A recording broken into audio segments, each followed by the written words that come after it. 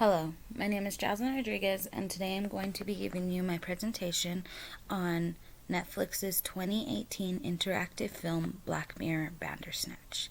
This science fiction film was written by the series creator of Black Mirror, Charlie Brooker, and was directed by David Slade. Black Mirror Bandersnatch is one of Netflix's first approaches on an interactive film. Prior to the film, a brief tutorial takes place which explains to viewers how they can make their choices when they are presented with a choice point. The user has 10 seconds to make a choice, or else a default choice will be made for them. According to Netflix, the average viewing time for this film is 90 minutes, although the quickest path taken will end in 40 minutes. There is 150 minutes of unique footage, which is divided in 250 segments. This means that there are over 1 trillion different possible paths that the viewer can take while choosing. In May of 2017, Netflix had reached out to the series creator Charlie Brooker in hopes that he can create an interactive episode in the new season. However, after creating a plot and a script, Brooker decided that in order for this interactive feature to work, it must be in a film. The film takes place in England in 1980s, where a young programmer by the name of Stephen Butler is trying to adapt a choose-your-own-adventure book by the name of Bandersnatch into a revolutionary adventure game. In order to do this, Stephen must pitch his idea to a video game company, Tuckersoft. In the beginning of the film, the decision-making process is fairly easy as to whether Stephen is going to eat Sugar Puffs or Frosties for breakfast. However, the answers that you put into the decision-making all play out until the end that you get. According to Netflix, there are 5 main endings. However, the producer of the film says there's between 10 and 12.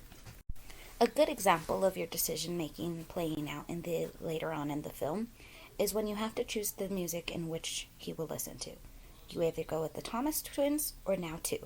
However, depending on which song that you choose, you will go on and hear it later on in the film. The first big choice that viewers are given are whether Stephen is going to accept or reject the help of Tuckersoft Company in developing his game, Bandersnatch. If he accepts, then he is automatically going on the wrong path, as the video game is released months later, is designed poorly, and has very bad reviews. After accepting the offer and quickly learning that that was the wrong choice, the viewer is taken to this screen where they are only given one option, and that is to go back. Once you press that, the film returns to the day of the offer and the viewer is given the same choice. This time, however, they are to reject the offer. Without spoiling the film for you, once the offer is rejected, Stephen then must begin working on his game from home in his bedroom and given a deadline.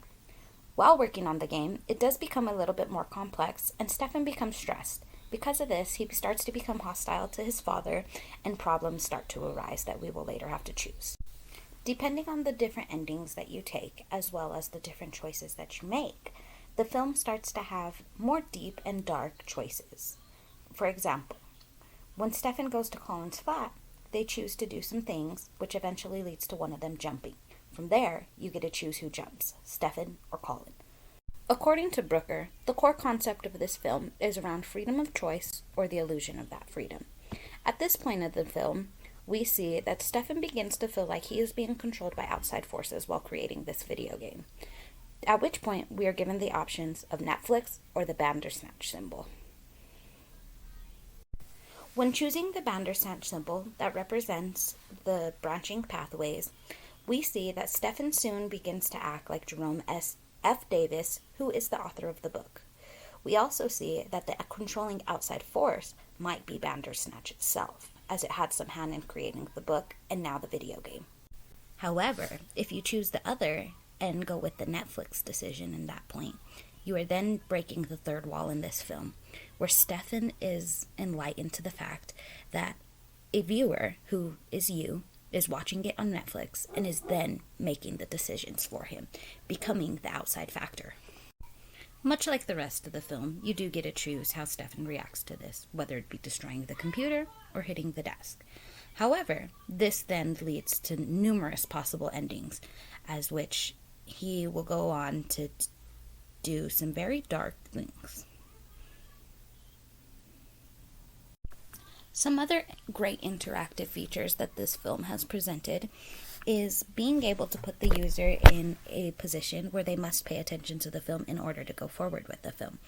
For example, like this scenario, where they must listen carefully for the password, and at which point they will enter the correct password. Another interactive feature that is similar to that is the point in which you have to finish dialing the number. You must listen very carefully as the viewer to figure out what numbers it is that Stefan is going to be needing to type into the phone. For this case, it is 20541 in order to move forward with the film. As mentioned previously, soon the decision-making becomes very dark. This begins when Stefan begins to feel very stressed out and begins to take stuff out on his father, to which we are given the option of shout at father or throw the tea over the computer, which leads to some dark choices later. Some of those dark choices are kill dad or back off and leave him alone.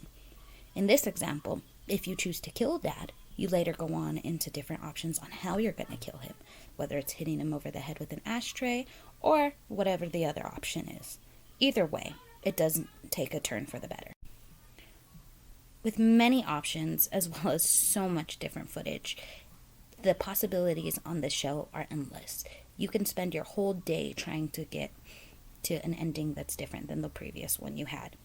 Nonetheless, no ending is considered prescribed in the film Bandersnatch.